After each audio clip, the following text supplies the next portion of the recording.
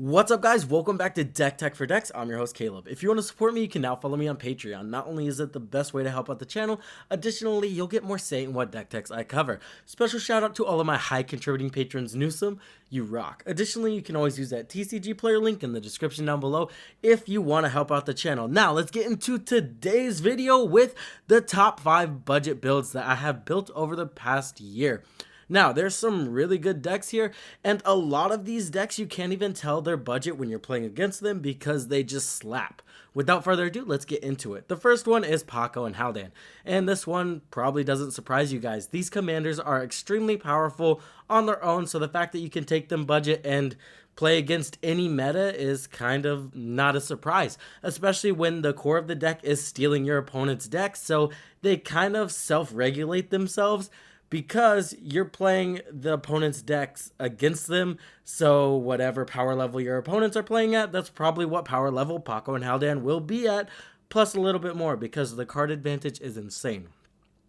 What we did with this deck is we went with a hard ramp strategy and just trying to get Paco out as fast as possible. Summer Bloom, honestly, pretty good card in this deck, since you are able to cast your opponent's lands. Escape of the Wilds, extremely underrated card in my opinion, lets you play additional lands. This deck does synergize a little bit with casting stuff from exile or stuff that's not in your hand, and that's the big reason this deck's price jumped a little bit. We will be going over what the prices were of the decks when I launched the video and what the price is now. This deck was $45 when I launched the video, and it's $85 now, and a lot of it is because of Keeper of Secrets and Passionate Archaeologist. These cards have shot up, and they were budget when I made the video. They're not now. Passionate Archaeologist, especially broken in this deck because it gives your commander the ability. We have 2 commanders in this deck, so if you cast one thing from exile, you're going to get double damage. So if it's a 5 CMC card, boom, you get to dome someone for 10 damage. Extremely broken.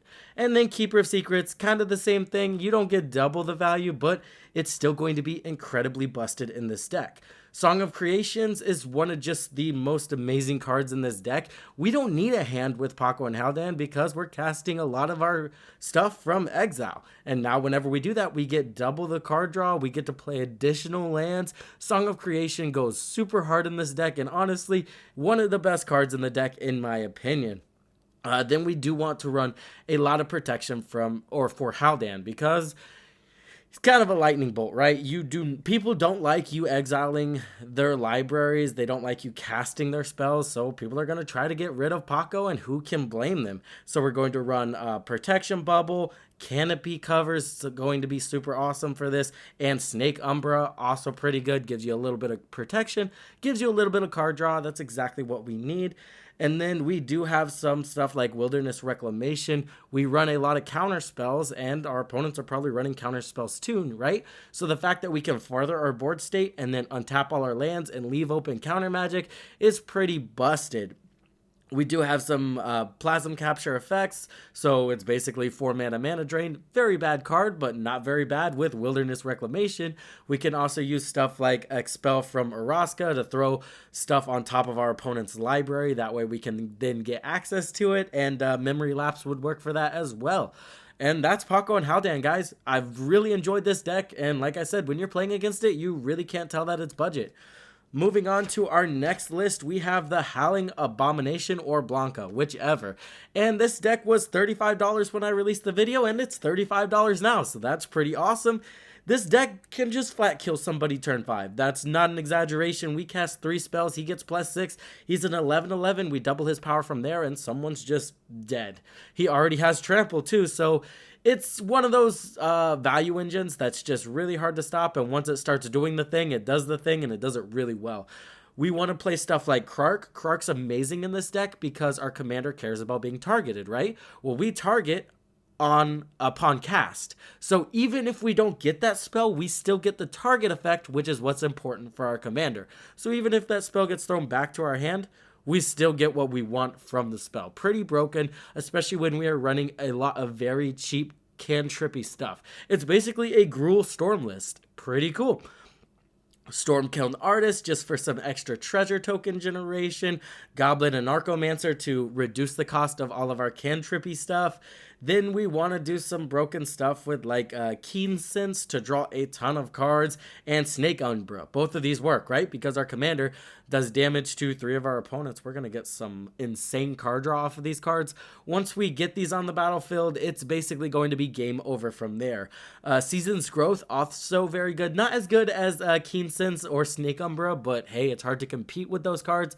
And this one does do pretty good job. Every time we target our commander, we're just going to get to draw another card, and that's kind of where the Storm aspect comes in, right? We just start casting a ton of cards, our commander gets massive and does a lot of damage to our opponents.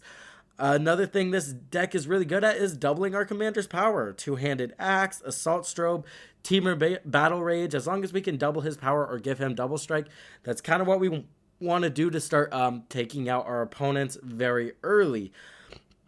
Then we do need to run protection. Our commander is not very cheap, but we are in Gruul, so that's not going to be a problem. We can use stuff like Gaia's Gift, Tyvar's Stand, and even Vines of Vestwood to either buff our commander up and protect him. That way our opponents cannot remove our commander, because when someone's facing down 21 points of damage from a commander, they're going to do everything in their power to get rid of it, and you know, they really should. Moving on, if I could turn this page, there we go. Magnus the Red, another very powerful list that you really can't tell its budget when you're playing up against it just because the commander is busted. Leave this deck alone and it just goes infinite. The main strategy of the deck is to use Young Pyromancer, Third Path Iconoclast, and Talrand type effects to generate a board state just by casting other instant and sorcery cards that generate a board state. Before you know it, we have a ton of tokens on the battlefield and we have reduced our instant and sorcery spells by a ton. Then we use stuff like Stormkiln Artist or Runaway Steamkin to generate mana off of our cantrippy spells. So now we're actually netting mana off of our spells or breaking even. And that's when this strategy becomes broken, because we can use buyback spells. Yes. So the way a buyback spell works is you get to declare if you are paying the buyback spell before or on cast, right? So the reducers get added after that. So even if you cast a buyback spell, the reducers are added to that, so you can basically pay 1 red mana for either Seething, Anger, or Haze of Rage, and then throw it right back to your hand. What that's going to do is if we have a Stormkiln Artist or a Runaway Steamkin on the battlefield, we can cast them an infinite amount of times. And then from there, if we have a Young Pyromancer, Third Path Iconoclast, we can generate an infinite board state and have an infinite power commander or infinite power creatures in general. So that's where this deck just gets out of control, goes infinite, and starts taking out our opponents very easily. Another thing we do is we do run like Mind Spring effects, Silver Scrutiny, just a ton of mass X-Spell card draw effects, because X spells work the same as the buyback scenario, right? You declare how much X is, and then reducers are added. So, again, you could pay 1 mana to draw 10 cards, or 1 mana to draw your deck. It's whatever you want, right? Because X spell works that way, and it's extremely busted with Magnus. Then we do have a couple ways to abuse that in the deck, such as Dika, right? Now we can create massive tokens off of Dika Fractal Theorist, and then even Zaffi can start just doming people for 10 damage. So again, it's kind of like an X spell matters deck, but can go infinite out of nowhere. You kind of got to keep your eye on this one, and it can be extremely powerful. Moving on, we have Nahiri, and I really love this deck. It's a living weapon / 4 Mirrodin deck, because Nahiri just cares that those cards are equipped, right? So whenever we cast a living weapon spell or a 4 Mirrodin spell, we're going to get a token, and the equipment will equip itself to it, so we're going to be able to exile a ton of cards from the top of our library. And then from there, we're able to play stuff like Cauldron Complete and Batterskull and just get them for free. Notably, this deck was $35 when I released the deck tech, I believe, and it's $30 now, so this deck tech has actually gone down, and I really think it is one of the more powerful ones. We can even abuse the fact that we're casting cards from exile with Commander Lyra Porter. Now we can even reduce the spells that we're casting from exile, even if we exile them with Nikiri. So that's kind of a cool interaction that's in the deck. Another thing we have is just a way to go super wide. I kind of wanted to draw a lot of cards with our living weapons, and then later on go super wide and win with an overrun effect. So we're running cards like Kemba, Krinko, Thari, and then we're going to end the game with something like a Dragon Throne of Tarkir. Notably, this card's super underrated, guys. It is a 9 mana Crater Hoof in any deck. Apologies. 9 mana Crater Hoof in any deck. All you have to do, pay the equip cost, equip it, pay the 2 mana, and boom, you've buffed your entire board state. So like I said, all you have to do is throw a bunch of equipment on either Nahiri or maybe a Kemba, and all of those cats are just going to get buffed to the moon, and we can easily take out our opponents from there. And then we're running your usual suspects with Nikiri for some protection, as well as some card advantage, Brunor just to buff up stuff and get rid of the equip costs, because some of these equip costs kind of up there. We want to get rid of them. Arden's also going to be amazing for that. And then another spicy include, I think, is Oscar. Now whenever we lose our equipment, instead of recasting them or reanimating them from the graveyard, we'll just start exiling them from the graveyard and start getting token copies of them. Again, we have that for Mirrodin ability. So this deck has the ability to go super wide, dig really deep, and start throwing a ton of cards onto the battlefield out of nowhere. Last but not least, we have the Alistar deck. Now, this one is fairly recent, but honestly, this commander slaps. It's a Crater Hoof Behemoth in the command zone.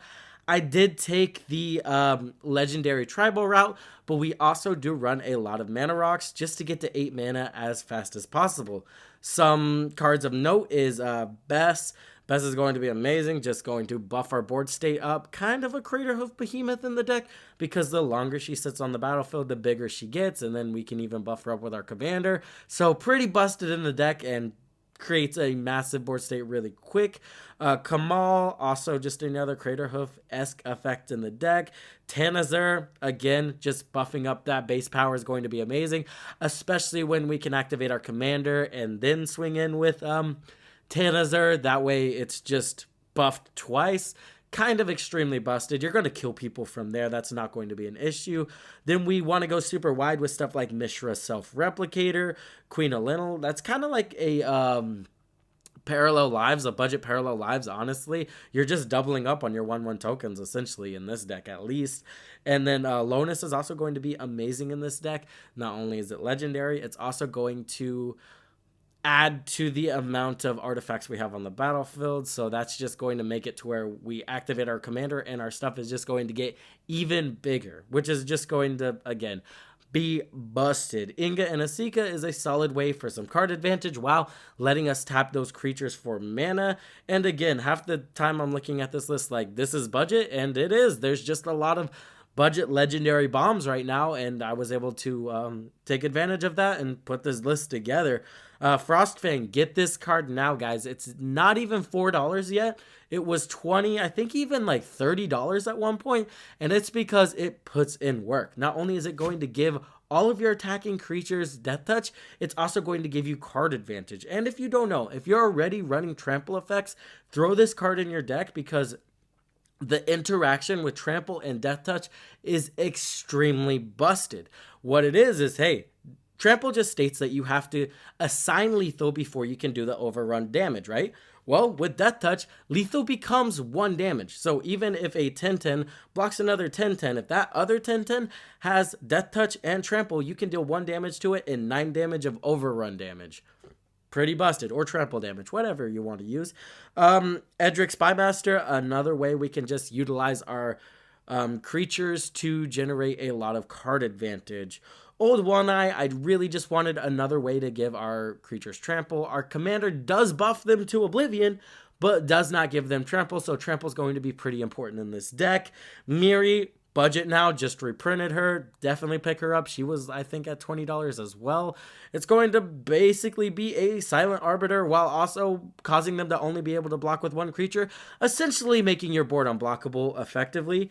We do have Kadira as well. That's another token doubler in the deck.